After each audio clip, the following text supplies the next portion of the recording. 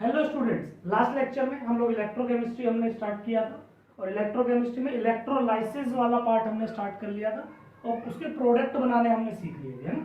अब उसको आगे कंटिन्यू करते हैं, देखेंगे किसी का भी हमने क्या क्या किया था। एक छोटा सा शॉर्ट ट्रिक के फॉर्म में मान लो CuSO4 है, एक्वस है, तो हमने इसमें क्या तरीका सीखा था भाई, कैथोड पे क्या बनेगा, एनोड पे क्या।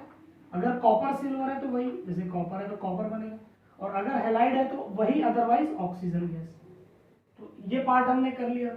फिर हमने कहा था कोई भी वेट, मतलब ये कितना डिपॉजिट हो रहा है, ये कितना डिपॉजिट हो रहा है, ये जो डिपॉजिट हो रहा है वेट, यानी इनका जो वेट है डिपॉजिट हो रहा है, ये डायरेक्टली प्रोपोर्शनल होता है चार्ज सर्किट में कितना पास कराते हैं। प्रोपोर्शनलिटी हटता है तो क्या आता है, एक कांस्टेंट दैट इज Z, और Q किसके इक्वल है, IT, तो Z इक्वल्स टू QIT। इतना फॉर्मूला हमने किया था और यहाँ तक लास्ट लेक्चर में किया था। आगे कंटिन्यू करते हैं भाई। यहाँ पे क्या है, Z क्या इलेक्ट्रोकेमिकल कांस्टेंट है, I क्या है करंट है, T क्या है टाइम है। तो यहाँ तक हमारी बात हो गई थी, है ना। अब आगे बात करते हैं Z के बारे में, है ना।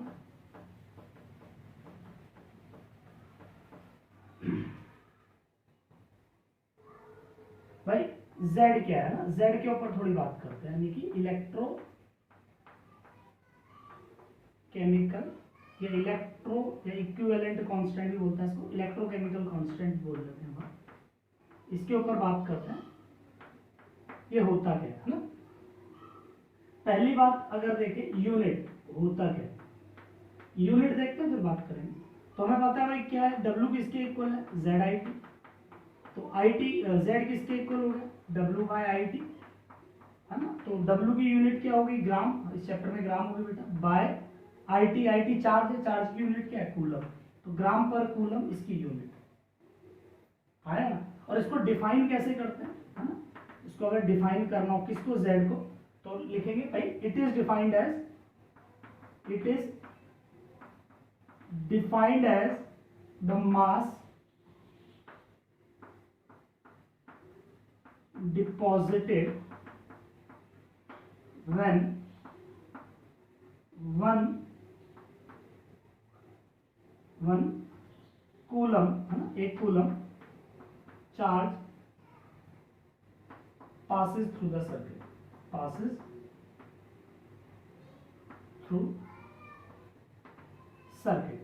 बोलने का मतलब क्या है कि मान लो अगर ये एक अपरेटस है, ठीक है, तो अगर इस अपरेटस में अगर हम कितना चार्ज पास करा दें, 1 कूलम, एक कूलम का अगर चार्ज पास हो इस सर्किट में, तो यहाँ पे क्या होगा, कैथोड पे एनोड पे कोई डिपॉजिट होगा। मान लो यहाँ कैथोड पे कोई डिपॉजिट हो रहा है, एनोड पे कोई डिपॉजिट हो रहा है, तो ये कितना डिपॉजिट होगा, अगर 1 कूलम चार्ज है तो जितना वेट डिपॉजिट होगा एक्चुअली वही Z है।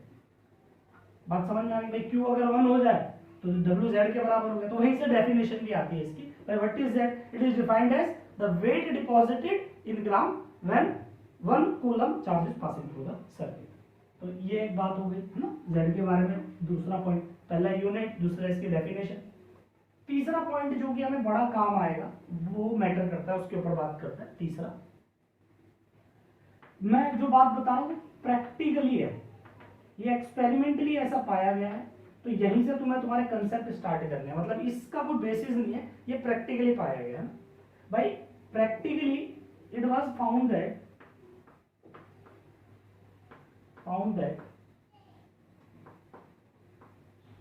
when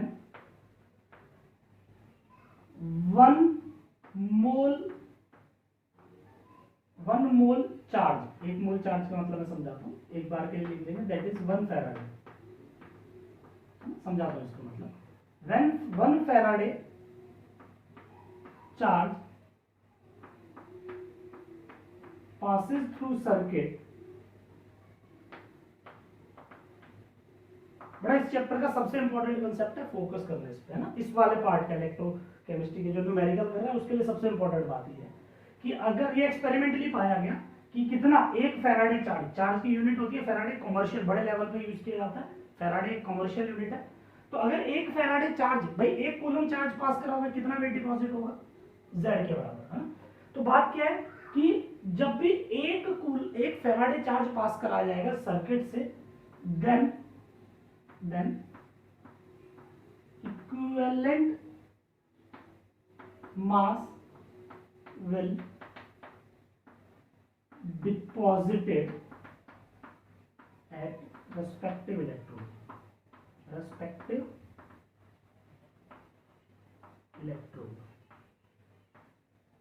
ठीक है।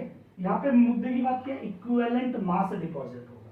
क्या मतलब है इस बात का, इसको कंटिन्यू करवाता हूं उससे पहले हम एक बात सीख लेते हैं ताकि पता हो, क्योंकि वैसे तो 11th की बात है बट उम्मीद करता हूँ थोड़ा आता भी और नहीं भी आता तो यहाँ सीख लेते हैं भाई। फाइंड ई कैसे निकालना है, ई क्या है इक्विवेलेंट मास, तो ई निकालना पहले सीखो।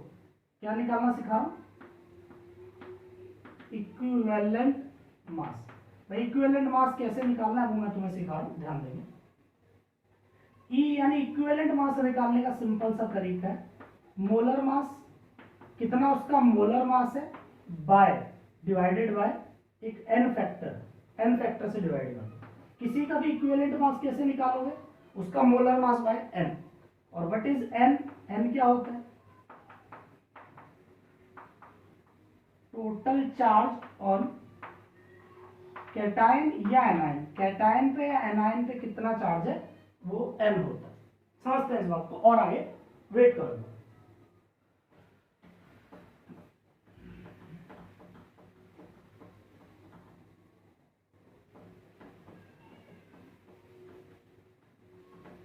चलो पहले का जेड निकलता है, समझो पहले कुछ एग्जांपल लेते हैं। सबसे पहले हमने लिया सोडियम Na, ठीक है। तो सोडियम का ई निकालना हम सीख रहे हैं, इक्विवेलेंट मास वो क्या है मोलर मास बाय एन। तो what is the molar mass of sodium 23 by, है ना, फॉर्मूला क्या ई किसके इक्वल है m बाय n। सोडियम का चार्ज क्या होता है +1 होता है, तो n 23 बाय 1 कितना हो गया 23। Equivalent mass of sodium is 23, ठीक है। एक दो और देख लेते हैं, मान लेते हैं कैल्शियम की बात करते हैं। कैल्शियम का मोलर मास कितना होता है 40 by what is the charge on calcium it's 2, तो कितना डिपॉजिट हो गया 20। What is the equivalent mass of calcium 20। कुछ और देखते हैं, जैसे मैं तुम्हें बता देता हूँ कॉपर का +2 चार्ज ही लिख देता हूँ। कॉपर का चार्ज कितना है +2, तो कितना हो जाएगा, तुम्हें कॉपर का मास याद होना चाहिए बेटा इस चैप्टर में, अभी तक नहीं था कोई बात नहीं, यहां से याद होना चाहिए। What is the molar mass of copper 63.5, ठीक है, बाय चार्ज कितना है 2, तो बाय 2, ठीक है, इट इज 31.75। मैं उम्मीद करूंगा ये वाले जो मासेस कुछ तुम्हें डायरेक्टली याद हो, ठीक है। जैसे कि एक बार के जिंक का देखते हैं, जिंक भी Zn2+ बनाता है, तो जिंक का चार्ज कितना होता है, वो मास कितना होता है 65, नहीं ध्यान तो आज याद कर लो, बाय चार्ज 2 इट इज 32.5। आया ना, एक आधा और देखो पांचवा, और सिल्वर इंपॉर्टेंट है, बच्चे भूल जाते हैं। सिल्वर का चार्ज हमेशा +1 होता है, तो सिल्वर का है इसका मास 108 होता है बाय 1, इसका इक्विवेलेंट मास कितना हो गया 108।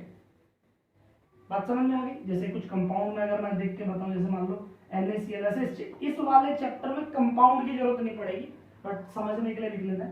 NaCl है, इसका मास होता है 58.5, और व्हाट इज द मास और चार्ज ऑन किसी भी एक का, कैटायन देखो या एनायन देखो, कोई भी एक देखना है। तो मान लो मैं कैटायन देखता हूँ, तो सोडियम है एक है 1, तो 58.5।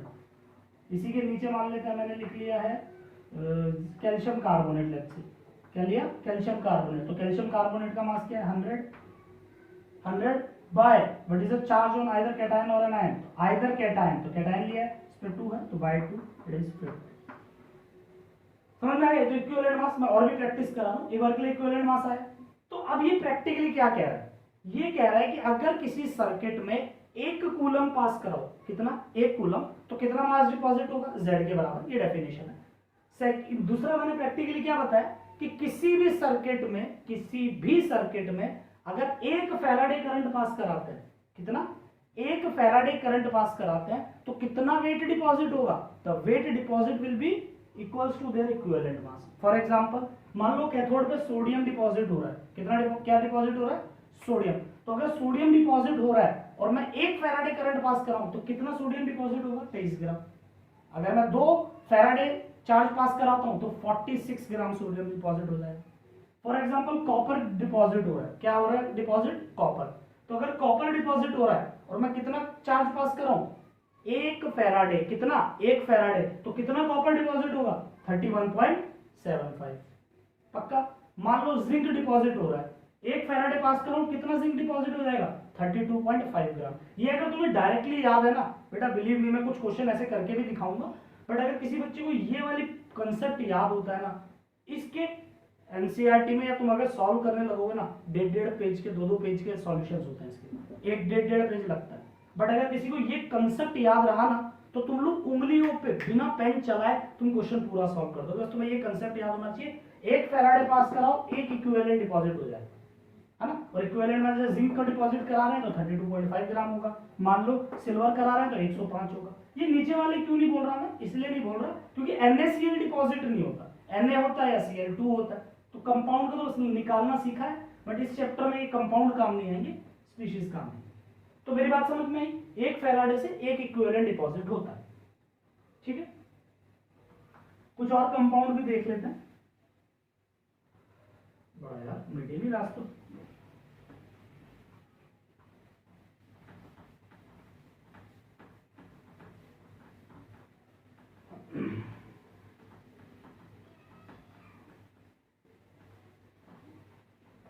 चलो देखो, 8वां देखें, कंपाउंड की बात नहीं कर रहे, ठीक है, वैसे इन्हीं आयंस में ही है, जैसे जिंक सिल्वर, मेन तो देखो ये 3 है, बहुत ज्यादा पूछेगा, ये तीनों ध्यान होने चाहिए, ठीक है।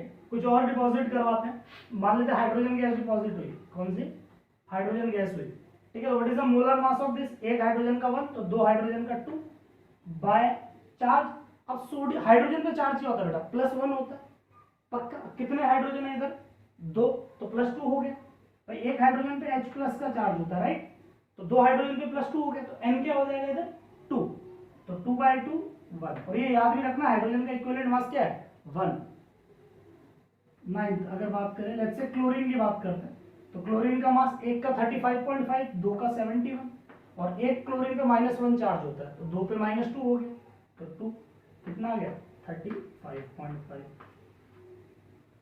मान लेते हैं हम ऑक्सीजन गैस डिपॉजिट करा रहे हैं, ऑक्सीजन, एक ऑक्सीजन का मास 16, 2 का 32 बाय O2 बाय O2 क्या, ऑक्सीजन पे चार्ज क्या होता है भाई -2 होता है एक ऑक्सीजन पे, ऑक्साइड -2, तो 2 पे -4, तो बाय 4, कितना इक्विवेलेंट मास हो गया 8 इक्विवेलेंट मास हो गया।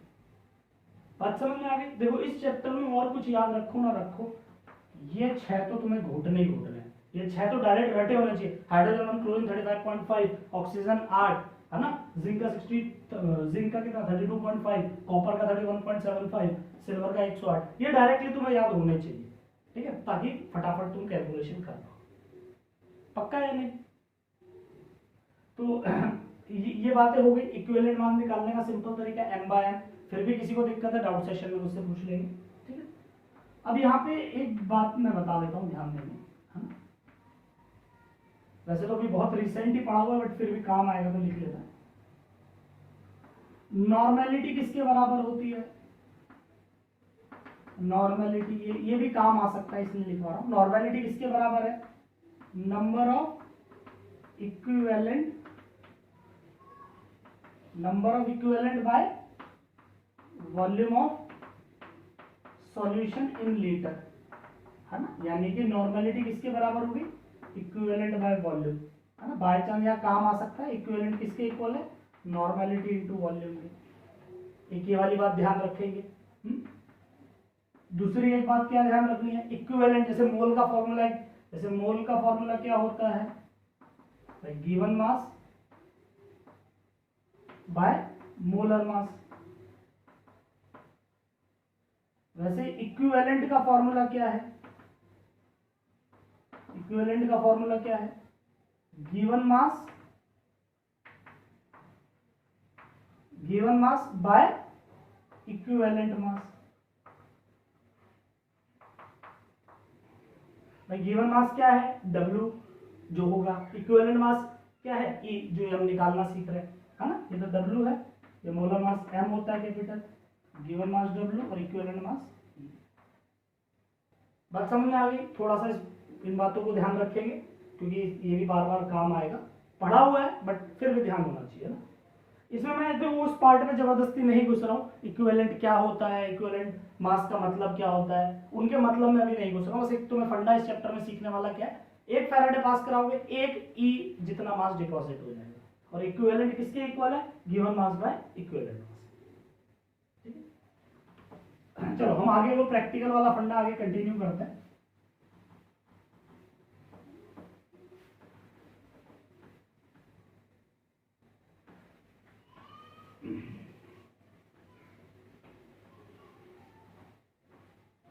ये नोट में इतना ही था, अब आगे वो प्रैक्टिकल वाला ही फंडा कंटिन्यू आगे रहेगा।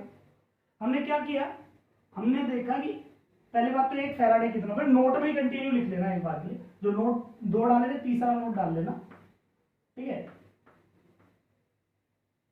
चार्ज ऑन वन इलेक्ट्रॉन, एक इलेक्ट्रॉन पे चार्ज क्या होता है, इसको भी नोट में ही लिख लेना था, ध्यान रहे। एक इलेक्ट्रॉन पे चार्ज कितना होता है बेटा, 1.6 इंटू 10 की पावर माइनस 19 कूलम है ना।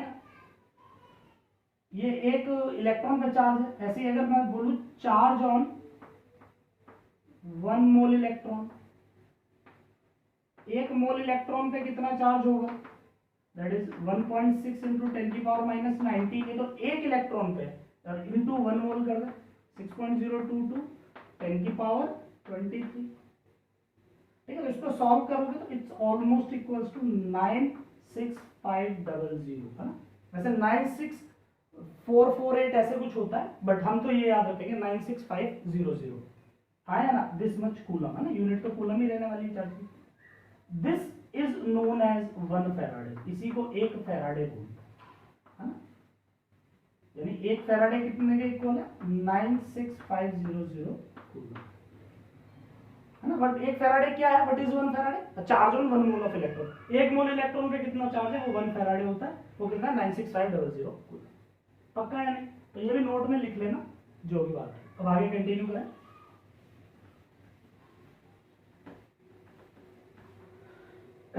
हमने क्या पढ़ा कि अगर एक फैराडे 1 फैराडे चार्ज, प्रैक्टिकली यही देखा ना, तो कितना मास डिपॉजिट होगा, अगर ये चार्ज है, ठीक है, और इधर क्या है, मास डिपॉजिट है, मास डिपॉजिट। तो अगर 1 फैराडे पास करेंगे तो कितना मास डिपॉजिट होगा, ई के इक्विवेलेंट मास के, है ना, ऐसे लिख दो, इक्विवेलेंट मास के बराबर डिपॉजिट होगा, यही होगा ना। यानी कि अगर एक फैराडे पास कराया जाए तो कितना मास डिपॉजिट होगा, ई के बराबर डिपॉजिट होगा। यानी एक फैराडे मतलब क्या है, 96500 कूलम पास करवाए तो कितना मास डिपॉजिट होगा, ई के बराबर। यही तो बात है, एक फैराडे मतलब यही, तो इतने कूलम से एक इक्विवेलेंट डिपॉजिट होगा, तो एक कूलम से कितना डिपॉजिट हो जाएगा, ई बाय 96500। यानी एक कूलम से कितना मास डिपॉजिट होगा, दिस मच। यानी this much will mass deposit, deposit when 1 coulomb charge passes। भाई अगर एक कूलम चार्ज पास कराओगे तो इतना वेट डिपॉजिट होगा, और वी नो, हमें पता है, हमें क्या पता है, और वो मास क्या होता है, वो जेड भी तो वही होता है भाई, जेड भी तो वही है कि एक कूलम पास कराओ तो जेड डिपॉजिट होगा। नहीं समझ रहे हो, समझ लो भाई, एक कूलम पास कराओगे तो कितना डिपॉजिट हो रहा है, ई बाय 96500। ये प्रैक्टिकली पता चला हमें, क्यों, क्योंकि एक फैराडे से एक ही होता है, तो एक कूलम से इतना डिपॉजिट होगा। प्रैक्टिकली ये बात हमें पता चल गई, ठीक है। और थ्योरेटिकली हमने क्या देखा, जेड किसके इक्वल है, जेड क्या है, एक कूलम पास कराने की। कहने का मतलब ये दोनों एक ही तो बात हो गई, यानी मैं बोल सकता हूँ जेड किसके इक्वल है, Z is equals to E by 96500। बेटा देख, डायरेक्टली क्वेश्चंस में ये फंडा यूज करते हैं, समझाते नहीं है। मैंने पूरे 15-20 मिनट लगाए इस बात को समझाने में, जेड ई बाय 96500 के बराबर क्यों है। पक्का, जेड क्या है, एक कूलम पास कराने से कितना मास डिपॉजिट होता है, और ई बाय 96500 भी वही है। तो ये आ गया, तो हमारा फॉर्मूला क्या बन गया, हमें पता है क्या है, W इज इक्वल टू क्या है, जेड आई टी, यही है। ई के जेड की जगह ये डाल दें, हमारा नेट जो फॉर्मूला फैराडे फर्स्ट लॉ का बना, वो क्या बना, weight deposit is equal to E I T by 9650। ये मेन फंडा तुम्हें ध्यान रखना है, EIT/96500। पक्का लिख लो सभी।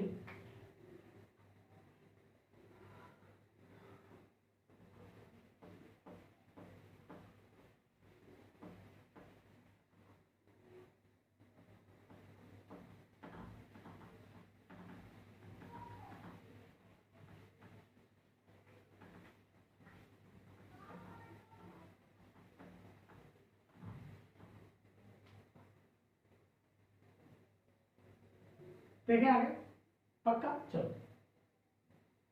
कुछ क्वेश्चंस देखते हैं। चलो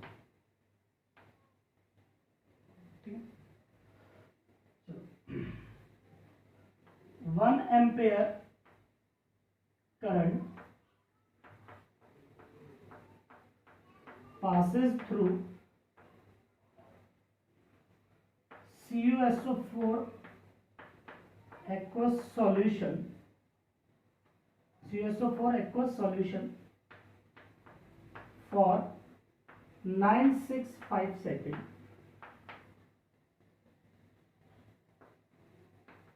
Find the mass deposited. Find the mass deposited at electrons. देखना बेटा ना, थोड़ा सा क्वेश्चन इसके बड़े बड़े होते हैं तो लिखना तो पड़ेगा। 1 एम्पेयर करंट पास कराया CuSO4 के सॉल्यूशन से 965 सेकंड के लिए, तो कितना मास इलेक्ट्रोड पे डिपॉजिट होगा। तो मेरा सबसे पहला काम इन क्वेश्चन को करते वक्त ये डिसाइड करना कहाँ पे क्या बन रहा है। क्वेश्चन में कई बार गिवन होता है, कई बार नहीं गिवन होता। तो मुझे पता है जब CuSO4 से बनाऊंगा तो कैथोड एनोड पे मुझे डिसाइड करना है कैथोड पे क्या बनेगा और एनोड पे क्या डिपॉजिट होगा, है ना। तो मैंने बताया अगर कॉपर सिल्वर हो तो वही, अदरवाइज हाइड्रोजन। तो यहाँ कॉपर है तो कॉपर डिपॉजिट होगा। एनोड पे क्या होता है X2, एनोड पे हमेशा क्या डिपॉजिट होगा X2 या O2। तो क्या है X2 है नहीं, तो क्या हो जाएगा। तो कैथोड एनोड पे क्या डिपॉजिट हुआ ये हमें समझ आ गया, हाँ या ना भाई। कैथोड और एनोड पे क्या डिपॉजिट हुआ कॉपर और O2, ये हमें समझ आ गया। अब बात करते हैं कैथोड एनोड हो गया।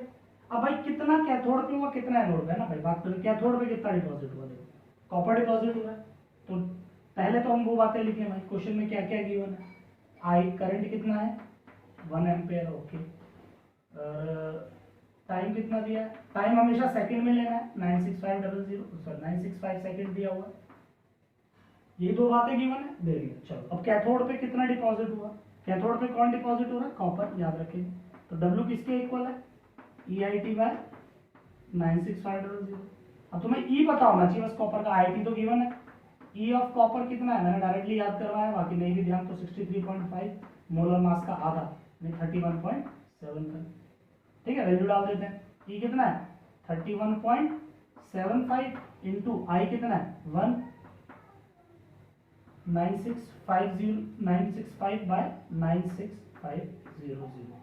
ठीक है, तो यहाँ से ये कट गया, नीचे बचा 100, तो कितना आ गया 0.3175 ग्राम।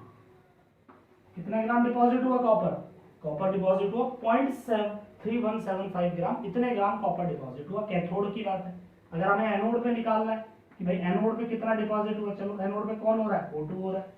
चलो यहाँ पे भी वही फॉर्मूला लगा दो, W किसके इक्वल है, W is equal to EIT/96500। Formula तो अभी भी यही है। E अब की बार क्या हो जाएगा, अब ऑक्सीजन है तो E ऑक्सीजन का लेना है, वो कितना होता है 32/4 यानी कि 8।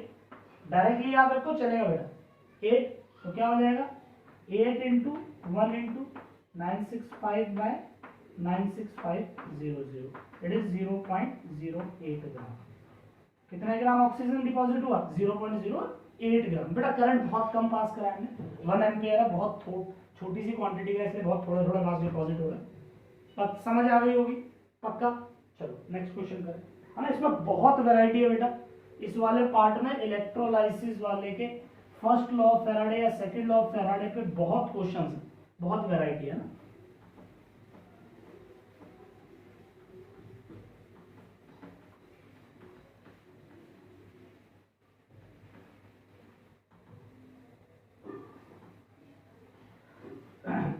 तो बेटा मैं पूरा बड़ा बड़ा क्वेश्चन नहीं लिख रहा हूँ, छोटा लिखता हूँ, बड़े में बहुत टाइम मेरा भी जा रहा है, ठीक है, तो बेस्ट है थोड़ा लिखो, है ना। क्या है, मान लेते हैं ये कंटेनर है और यहाँ पे 2 रॉड्स हमने ले लिए। अभी हम कौन सा पार्ट पढ़ रहे हैं, इनएक्टिव इलेक्ट्रोड्स, है ना, रॉड इनएक्टिव नहीं है, वो वाला पार्ट हम देख रहे हैं, बाहर से लगा दिया, ठीक है। मान लेते हैं हमारा इसमें करंट कितना पास हुआ, लेट्स से 10 एम्पीयर, कितना 10 एम्पीयर, टाइम हमने कितना लिया 193 मिनट्स, डन। यहां से कौन सा किस में पास करा रहे हैं, मान लो AgNO3 एक्वस सॉल्यूशन, AgNO3 का एक्वस सॉल्यूशन है, पक्का। कह रहा है कि फाइंड, अब 2 पार्ट हमें निकालना है, ध्यान देना, weight deposited at cathode, cathode पे कितना वेट डिपॉजिट हो रहा है, और वॉल्यूम डिपॉजिटेड एट एनोड। अब देख, at anode at STP, STP condition पे निकालना, एट एसटीपी कंडीशन पे निकालना है ना। चलो करते हैं। सबसे पहले तो डिसाइड करें कैथोड एनोड पे क्या बनेगा, AgNO3 एक्वस सॉल्यूशन है। मैं दोबारा बोल रहा हूँ बेटा, वीडियो को पॉज कर दिया करो, तुम्हारे हाथ में है ना, वीडियो पॉज करो और देखो कि क्वेश्चन तुम्हें समझ आया पहले क्या है, क्योंकि जब हमें क्वेश्चन समझ आता है फिर हम क्वेश्चन सॉल्व करते हैं तो एक्चुअली पूरी थ्योरी हमारी उसी एक क्वेश्चन में रिकॉल हो जाती है। मान लो इसमें मैंने फैराडे क्या फर्स्ट लॉ पढ़ाया, अगर तुम्हें क्वेश्चन ढंग से समझ आ गया, सॉल्यूशन नहीं आया कोई बात नहीं, बस क्वेश्चन भी अगर तुम्हें समझ आ गया ना, तो अल्टीमेटली तुम्हारी वो थ्योरेटिकल पार्ट रिवाइज हो जाता है, इसलिए हमें बार बार रिवाइज करना नहीं पड़ता, है ना। और बस जबरदस्ती हाँ आंखें खोल के बस हाँ आ गया जबरदस्ती वाला कहानी है तो फिर मजा नहीं आता, है ना। तो हमें कैथोड एनोड पे डिसाइड करना है, कैथोड पे क्या बना, एनोड पे क्या बनेगा, फटाफट डिसाइड कर लेते हैं। सिल्वर है तो कैथोड पे सिल्वर, और यहाँ पे नाइट्रेट है तो नाइट्रेट होगा नहीं, क्या हो जाएगा ऑक्सीजन गैस। देखो यहाँ पे ऑक्सीजन गैस है इसलिए वॉल्यूम बोला है, एसटीपी पे बोला है, 2 अलग अलग पार्ट है इसमें, चलो कर लेंगे, बट आई और टी लिख ले पहले। आई कितना है 10 एम्पेयर, टाइम कितना है 193 मिनट्स, एक बार के लिए इसको ऐसे लिख देता हूँ 193 इंटू 60, क्योंकि हमें सेकंड में लेना है तो सेकंड लिख दिया। चलो तो हम पहला पार्ट क्या है, वेट कैथोड पे निकालना है, कैथोड पे अगर निकालना है तो W किसके इक्वल है, EIT by 96500, EIT by 96500, E किसके इक्वल है, सॉरी E किसके इक्वल है, E सिल्वर का कितना होता है ना, डायरेक्टली मैं डायरेक्ट लिख रहा हूँ, है ना, पेज का तुम पेज पलट के लिख लेना पीछे से। सिल्वर का 108 है, टाइम 10 एम्पेयर 10 है, और टाइम कितना है 193 इंटू 60, 193 इंटू 60 अपॉन 9650 आया ना। तो एक थोड़ी सी मदद कर देता हूँ बेटा, 193 और अगर 965 के 5 के टेबल में आता है, नीचे 500 बचेगा ना, ये याद है मुझे तो देख लेना ना, ये बड़ा कॉमन है, अगर कितना हजारों बार देख चुका हूँ क्वेश्चन। तो इसको काटेंगे, नीचे 500 आ रहा है और ये 2 जीरो से ये 2 जीरो खत्म कर दिया हमने, क्या बच गया भाई 108 तो इधर बच गया, प्लस ये 0 गया तो इधर बचा 6 कौन, नीचे बचा 5, ठीक है, ये 6 1.2 पे कटा है 1.2, काट लेना, मतलब कितना आ गया 108 इंटू 1.2 ग्राम, अब इतना तो कर ही सकते हैं ना। आगे अगर देखें तो 108 और 10 21.6 ये आ जाएगा 129.6 आ रहा है शायद, 129.6 ग्राम शायद यही आ रहा है, बाकी तुम चेक कर लेना, ठीक। तो कैथोड पे कितना वेट डिपॉजिट हुआ, EIT पे 96500, हम पे 129.6 ग्राम, समझ भी आ गया। सेकंड पार्ट देखें इसी का, सेकंड पार्ट देखते हैं। अभी हमें क्या निकालना है, कितना वॉल्यूम डिपॉजिट हुआ एनोड पे, तो वॉल्यूम भी निकालना है तो पहले तो हमें क्या निकालना पड़ेगा, वेट ही निकालना है, तो W निकाल लो, एनोड की बात हो रही है, क्या है EIT by 96500, EIT by 96500, E किसके कितना इक्वल होगा फटाफट, E कहाँ दिया, ओके ऑक्सीजन है तो E कितना होगा 8, I10 193 इंटू 60 अपॉन 96500 है ना। दोबारा वही बात, 100 से ये 200 गए, ठीक है, और ये 5 पे कटता है, याद ही रखना रहे। तो कितना हो जाएगा, it will be like 8 into 6/5 है ना, ये 6, ये 1.2, 16 यानी 9.6 ग्राम। कितना आ गया, 9.6 ग्राम। और हमें क्या पता है एसटीपी का मतलब क्या है, एसटीपी का मतलब टेम्परेचर 273 और प्रेशर 180 एम, ये ध्यान है ना। तो क्या करना है तुम्हें, पीवीएनआरटी लगाना है बेटा, है ना, पीवीएनआरटी लगाएंगे। तो प्रेशर कितना दिया हुआ देखो 180 एम, वॉल्यूम निकालना है, मोल कितने निकाल लो 9.6, given mass by molar mass. कौन सी गैस है, ऑक्सीजन गैस है, तो मास किसका लोगे, ऑक्सीजन का। What is the mass of oxygen 32। बेटा यहाँ 16 मत ले लेना, ऑक्सीजन O2 होती है ना, तो बाय 32 या 8 मत ले लेना 32।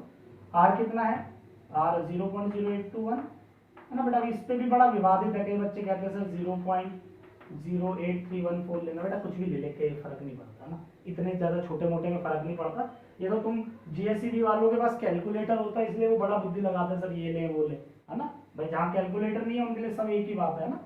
बाकी मैं तो यहाँ कहता हूँ 1/12 लो तो ज्यादा अच्छा है, ज्यादा समझदारी बात 1/12 की है, कैलकुलेशन आसान है। बट कैलकुलेटर है तो फिर हम यही लेंगे, है ना। और बाकी चाहो तो 0.08314 ले सकते हो।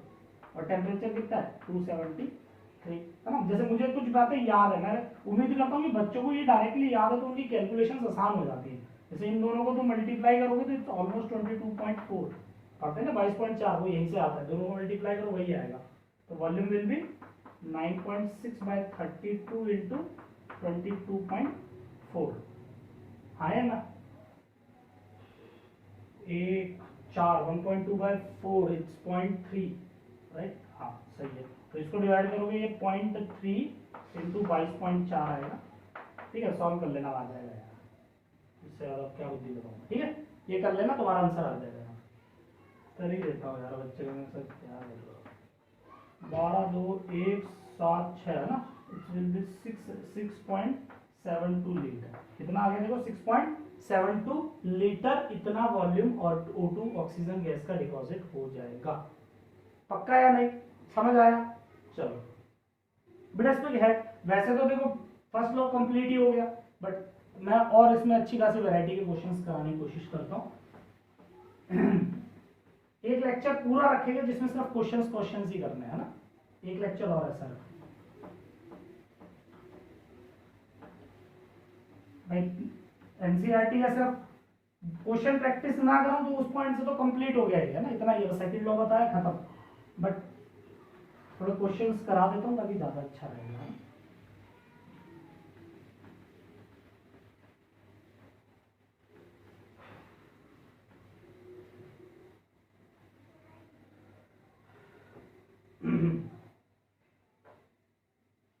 एक और देखते हैं, एक क्वेश्चन और देखते हैं, फिर नेक्स्ट लेक्चर में कंटिन्यू करेंगे ना। सेम सा दे रहा हूं, ध्यान देंगे। यहाँ पे मान लेते हैं वही एक ऑपरेटर्स हमने लिया और यहाँ से लगा दिया और अंदर सॉल्यूशन भर दिया। इस बार सॉल्यूशन किसका लिया, ZnSO4 का सॉल्यूशन लिया। ZnSO4 का एक सॉल्यूशन हमने ले लिया है, ठीक है। और यहाँ पे कितना करंट पास हुआ, अगेन वही ले लेते हैं, 10 एम्पियर करंट लिया है और टाइम कितना लिया हमने 965 सेकेंड, 965 सेकेंड टाइम लिया। इतने टाइम के लिए 10 एम्पियर करंट पास हुआ ZnSO4 में। फाइंड क्या करना है तुम्हें, find volume of gases at STP नहीं लेते, ठीक है, at 298 kelvin temperature and 180 M pressure, ठीक है। मैंने मैनुअली दे दिया, टेम्परेचर ये है और प्रेशर ये दे दिया, ठीक है। बात समझना, क्या बोल रहा है, वॉल्यूम ऑफ गैस निकालना है, इस पे वॉल्यूम ऑफ गैसेस निकालना है ना, थोड़ा लैंग्वेज पे ध्यान दो, गैसेस निकालनी है, ठीक है। चलो करते हैं कैसे होगा। सबसे पहली बात दोबारा वही, क्या कहाँ क्या बन रहा है वो चेक कर लें। तो ZnSO4 का अगर एक्वस सॉल्यूशन है तो कैथोड पे क्या बनेगा भाई, कॉपर सिल्वर है नहीं है भाई, जिंक है ना, कॉपर सिल्वर थोड़ी है, तो क्या बनेगा H2। और एनोड पे क्या बनेगा, एनोड पे क्या बनेगा क्या बनेगा एनोड पे? भाई हेलोजन तो है नहीं तो क्या बनेगा? O2। तो अल्टीमेटली क्या क्या बन रहा है? H2O2 बन रहा है। तुम्हें वॉल्यूम ऑफ गैस निकालना है, यानी इसका भी वॉल्यूम निकालना है प्लस इसका, दोनों का प्लस करके आंसर देना है। ठीक है, चलो करते हैं एक एक करके। तो मुझे पता है वॉल्यूम निकालने के लिए पहले तो मुझे वेट निकालना ही पड़ेगा। चलो मैंने वेट निकाल लिया। तो W इज इक्वल टू क्या आ गया? EIT/96500। EIT/96500। E कितना है बताओ? पहले हाइड्रोजन ले लेते, कैथोड ले रहे हैं। हाइड्रोजन के लिए E1 है। I कितना है? 10 इंटू 965/96500। तो इसको सॉल्व करेंगे तो एक जीरो बचेगा, यानी 0.1 ग्राम आ गया। क्या आ गया? 0.1 ग्राम। थोड़ा सा इधर ही लिखता हूँ, जगह कम पड़ेगी ना। 0.1 ग्राम आ गया। तो PV/NRT लगा देते हैं। प्रेशर कितना है? 1। वॉल्यूम निकालना है। मोल कितने हो गए? 0.1/2। 0.1/2। और एक काम करते हैं, मैं थोड़ा सा कैलकुलेशन से मैं भी बचता हूँ। तो टेक इट टेम्परेचर है 300, सो दैट मेरी भी कैलकुलेशन थोड़ी सी आसान हो जाएगी। 300 केल्विन ले लेते हैं। That is R is 0.0821 into 300। बाकी 298 किलो तो कोई खास फर्क तो आता नहीं है, बट ये लेते ज़्यादा सही। इसको मल्टीप्लाई करोगे 24.6 आएगा। ठीक है, 25 भी ले सकते हो। चलिए अगर 1/12 लेते हैं तो 300 4 3, हाँ तो 25 आ जाएगा, और 24.6 ही ले लिया। तो वॉल्यूम विल बी 0.1/2 इंटू 24.6। तो ये कट गया, इट्स विल बी 12.3। तो वॉल्यूम इज 1.23 लीटर। हाइड्रोजन का कितना वॉल्यूम हो गया? 1.23 लीटर हाइड्रोजन गैस डिपॉजिट होगी। ठीक है, अब एनोड पे बात करते हैं। एनोड पे क्या होगा? वेट क्या है? EIT/96500। E कितना है अपने पास? 8। ऑक्सीजन गैस का 8 होता है। I is 10। 96500/96500 बेटा ऊपर डबल जीरो नहीं है, वो गलती से आ गया। तो ये 0 और ये कटेगा, नीचे 10 बचेगा। 0.8 ग्राम हो गया। 0.8 ग्राम हो गया। ठीक है, तो PV/NRT लगा दो। प्रेशर कितना है? 1। वॉल्यूम निकालना है। Mole is 0.8/32 into 0.0821 into 300। Multiply करेंगे तो इट विल बी 24.6। पॉइंट हटाया नीचे 10, ये 1 पे ये 4। Volume will be 24.6/4 into 10। 2 से काटेंगे तो 12.3 और नीचे 2, 1 क्या है 6.15, यानी 0.615 लीटर। 0.615 लीटर। ये किसका वॉल्यूम आ गया? ऑक्सीजन का। तो वॉल्यूम ऑफ गैस क्या हो गए? वॉल्यूम ऑफ गैसेस क्या हो गई? 1.23 लीटर प्लस 0.615 लीटर। ऐड कर दो 1.23 और 0.615, इट विल बी 1.845 लीटर। इतनी गैसेस डिपॉजिट। उम्मीद करता हूँ कितना बड़ा क्वेश्चन है ना। शॉर्ट ट्रिक आज भी दे रहा हूँ, टाइम की कमी है। और शॉर्ट ट्रिक तुम्हें पता ही है, हमेशा हर बार की तरह लेक्चर ये पार्ट खत्म होने के बाद दूंगा ना। अभी शॉर्ट ट्रिक दूंगा तो फिर तुम अभी से करने लगोगे, फिर मजा नहीं आएगा। ठीक है, तो अभी शॉर्ट ट्रिक नहीं, अभी पूरे एज अ पूरे मेथड से हम क्वेश्चन सॉल्व करेंगे, फिर हमें लास्ट तक आ जाएगा।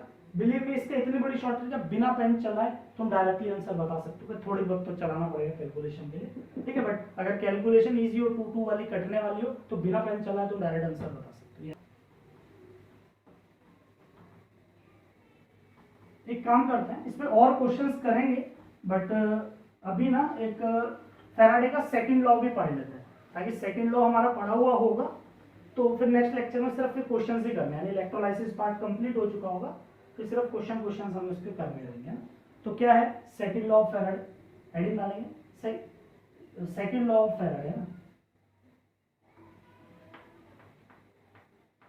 Second law of Faraday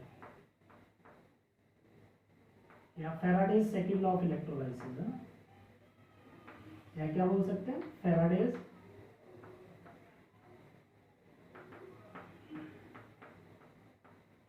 second law of electrolysis. Electrolysis का सेकंड लॉ देखते हैं। ये आसान है, पहले वाला ही थोड़ा सा आसान तो वो भी था वैसे, बट ये थोड़ा ज्यादा आसान है। क्या कहता है ये कह रहा है कि मान लो ये एक apparatus है, इसमें ये दो रॉड्स हैं और इसमें हमने एक बैटरी लगा दी, ठीक है, और इसके अंदर कोई एक सॉल्यूशन ले लिया हमने, कोई भी एक, है ना। तो मान लेते हैं यहाँ पे जो डिपॉजिट हो रहा है, मान लेते हैं कि यहाँ पे जो डिपॉजिट हो रहा है, यहाँ पे कोई डिपॉजिट हो रहा है, लेट्स से ए डिपॉजिट हो रहा है, ठीक है, मान लेते हैं ए डिपॉजिट हो रहा है। और ध्यान देंगे, ठीक है, डेफिनेशन बाद में लिखिए, पहले समझते हैं। एक और ऑपरेटर्स हमने लिया, ठीक है, और इसमें एक बैटरी लगा दी और यहाँ पे क्या डिपॉजिट हो रहा है, यहाँ पे कहीं पे भी हो रहा है ना, कैथोड एनोड कहीं पे भी हो सकता है, इससे फर्क नहीं पड़ता कि यहाँ पे लेना है कैथोड पे लेना है एनोड। मान लो यहाँ पे बी डिपॉजिट, एक काम करते हैं सबका नाम दे देते हैं, इस पे सी डिपॉजिट हो रहा है जैसे, और इस पे डी डिपॉजिट हो रहा है, आगे पीछे हो गया तो बुद्धि लगाओगे, ए सी बी और डी ऐसे चीजें इस पे डिपॉजिट होगी, ठीक है। बट यहाँ पे सेकंड लॉ को पढ़ते वक्त एक चीज तुम्हें समझनी है, Q must be same, Q same होना चाहिए, चार्ज सेम होना चाहिए, यानी जितना चार्ज इस सर्किट में पास करा रहे हैं उतना ही इसमें पास होगा। इसीलिए इसको हम ऐसे भी बना सकते हैं, या फिर इसी ऑपरेटर्स को तुम ऐसे भी बना सकते हो, एक ही बात है। ज्यादा बड़ा हो गया नहीं, सही है। इसलिए इस ऑपरेटर्स को ऐसे भी ड्रॉ कर सकते हैं,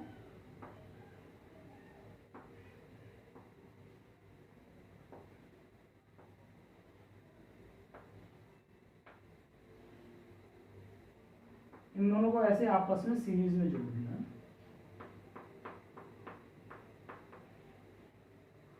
यहाँ पे सॉल्यूशन मारा, ठीक है। यहाँ पे ये डिपॉजिट हो रहा है, वही बात है, मान लो ये सी है, ये क्या है, ए है, ये डी है, इस पर डी डिपॉजिट हो रहा है और इधर बी डिपॉजिट हो रहा है। इन देखो ये दो मैंने इसलिए बनाए, यहाँ पे ये दो अलग अलग है तो बताना पड़ेगा भाई जितना चार्ज इस पे पास हो रहा है उतना ही चार्ज इसमें। लेकिन अगर इनको ऐसे सीरीज में ज्वाइन कर दें तो यहाँ पे बोलने की जरूरत नहीं है कि इसमें इन दोनों में चार्ज सेम है, ये बाय डिफॉल्ट है कि दोनों में चार्ज सेम है। क्यों? क्योंकि सर्किट एक ही है।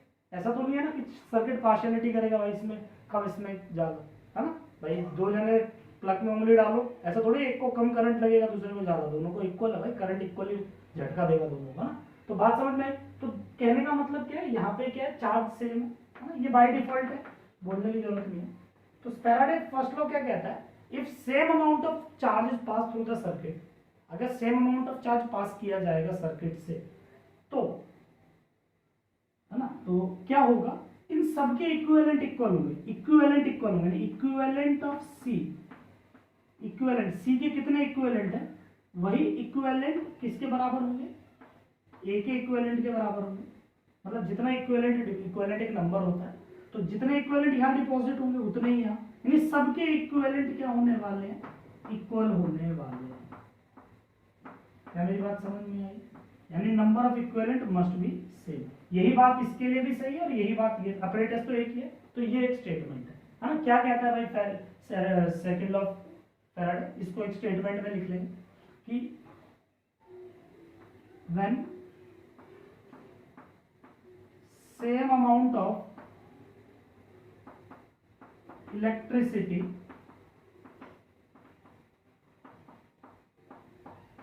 passes through the circuit,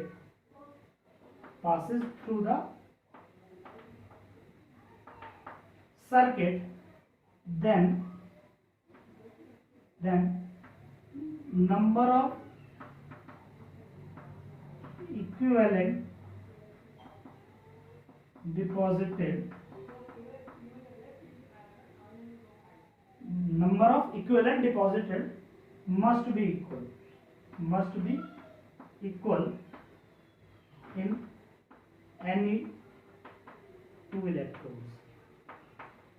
किसी भी दो इलेक्ट्रोड्स में, देखो किसी भी दो में एनी है, यही है ना भाई, ए बी सी डी सब, यानी सी के बी के इक्विवेलेंट के बराबर है, डी के बी के बराबर है, या बी के ए के बराबर है, ए के डी के बराबर है, यानी किसी भी दो के नंबर ऑफ इक्विवेलेंट सेम होंगे क्या होंगे, नंबर ऑफ इक्विवेलेंट सेम होंगे अगर दोनों में सेम अमाउंट ऑफ चार्ज पास किया गया।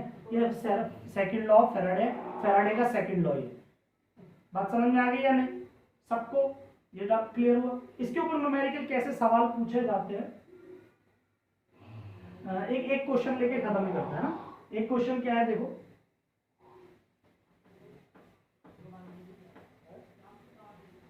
ये एक सवाल इस पे देख ही लेते हैं।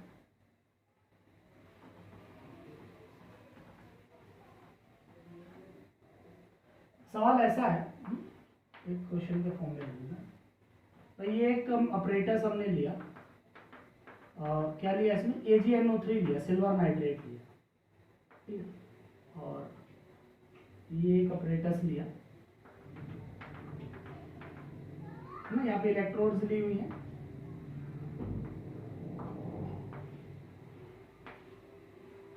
यहाँ पे CuSO4 समझेंगे बात को, ठीक है। तो कह रहा है if same amount of charges pass, if same Q passes, Q मतलब चार्ज है, मैं लिख रहा हूँ बस इतना बता रहा हूँ, passes then and weight of silver deposit is 54 gram, find weight of copper deposit। सवाल समझो, वो कह रहा है कि इन दोनों सर्किट में सेम अमाउंट, कुछ नहीं दिया कितना चार्ज हुआ कितने समय के लिए, कुछ नहीं दिया। अगर दोनों सर्किट में सेम चार्ज पास किया है तो यहाँ पे अगर जो कॉपर डिपॉजिट हो रहा है वो नहीं, यहाँ पे जो सिल्वर डिपॉजिट हो रहा है वो कितना हो रहा है, सिल्वर डिपॉजिट कितना हो रहा है 54 ग्राम। तो बताओ कॉपर कितना डिपॉजिट होगा, है ना। ये थोड़ा सा आइडिया हो जाना चाहिए, यहाँ पे सिल्वर डिपॉजिट होगा, यहाँ पे कॉपर। तो मैं कैसे करूंगा भाई, इफ फैराडे सेकंड लॉ लगेगा भाई, according to Faraday second law अगर चार्ज सेम है तो इक्विवेलेंट ऑफ, मान लो इस रॉड का नाम 1 दिया, इस रॉड का नाम हमने 2 दिया, तो equivalent of 1 equals to equivalent of 2। और इक्विवेलेंट का फॉर्मूला मैंने बताया क्या, given mass by equivalent mass, या यहाँ पे ऐसा लिख देते हैं, यहाँ सिल्वर है तो Ag और उधर कॉपर है तो Cu। तो क्या हो जाएगा, given mass by equivalent mass equals to given mass by equivalent mass. तो गिवन मास सिल्वर का कितना है, 54 ग्राम डिपॉजिट हो रहा है, इक्विवेलेंट मास ऑफ सिल्वर कितना होता है 108 इंटू कितना मास डिपॉजिट होगा कॉपर का, और equivalent mass of copper is 31.75। पक्का, इसको काट दो, ये 1 पे ये 2 पे, तो कितना वेट डिपॉजिट हुआ, W इज 31.75/2, इसका आधा कर लो, कितना ग्राम डिपॉजिट। बात समझ में आई है नहीं, कैसे फैराडे सेकंड लॉ यूज होता है। अगर दोनों में चार्ज सेम है तो इसमें इतना डिपॉजिट हो रहा है तो बताओ इसमें कितना होगा, ठीक है। या इसी पे ऐसा भी दे सकता है सवाल, ऐसा लिखो, एक ही रॉड दिया बस है, और यहाँ पे हमने ले लिया है let's say CuSO4 solution, CuSO4 का एक्वस सॉल्यूशन है, ठीक है। If weight of copper deposit is, अगर कॉपर का जो वेट डिपॉजिट हो रहा है वो कितना है, वेट ऑफ कॉपर डिपॉजिट कितना है, लेट्स से कितना लेंगे, लेट्स से 6.35 ग्राम, कितना 6.35 gram. Find weight of oxygen deposit, कितना वेट ऑक्सीजन डिपॉजिट होगा, ठीक है। यहाँ पे कॉपर ऑक्सीजन होगा, तो देखो इसमें दो अलग अलग नहीं दिए, एक में ही बोला है, तो भाई एक में बोला है तो ये तो बाय डिफॉल्ट है, जब एक में बोला गया है तो ये तो बाय डिफॉल्ट है कि दोनों में चार्ज सेम होगा, एक ही सर्किट है। तो हम यहाँ पे डायरेक्टली फैराडे सेकंड लॉ लगा सकते हैं भाई, according to Faraday second law इसके जितने इक्विवेलेंट उतने इसके, मान लो यहाँ पे O2 हो रहा है, यहाँ कॉपर, तो weight equivalent of copper is equals to equivalent of oxygen. तो क्या फॉर्मूला है, given mass by equivalent mass, given mass by equivalent mass of oxygen. तो गिवन मास कॉपर का कितना है 6.35, equivalent mass 31.75, given mass by equivalent mass oxygen का क्या होता है 8, ये मुझे दिख रहा है पॉइंट इधर लगा दो ऊपर 2 0.2 है ना, इसको काटेंगे तो ऊपर 0.2 आएगा, तो वेट कितना आ गया 8 इंटू 0.2 यानी कि 1.6 ग्राम ऑक्सीजन लिखोगे। हाँ है ना? तो ये फैराडे सेकंड लॉ से इन क्वेश्चंस को कर सकते हैं। बाकी इसको तो फर्स्ट लॉ से भी कर सकते हैं। कैसे भाई? जैसे ऐसे भी कर सकते हैं ना, जिसका जैसा मन करे वैसा करे भाई। W इक्वल टू EIT में 96500। तो कॉपर का मास दिया हुआ है, कॉपर का E पता है, तो IT में 96500 निकाल सकते हैं।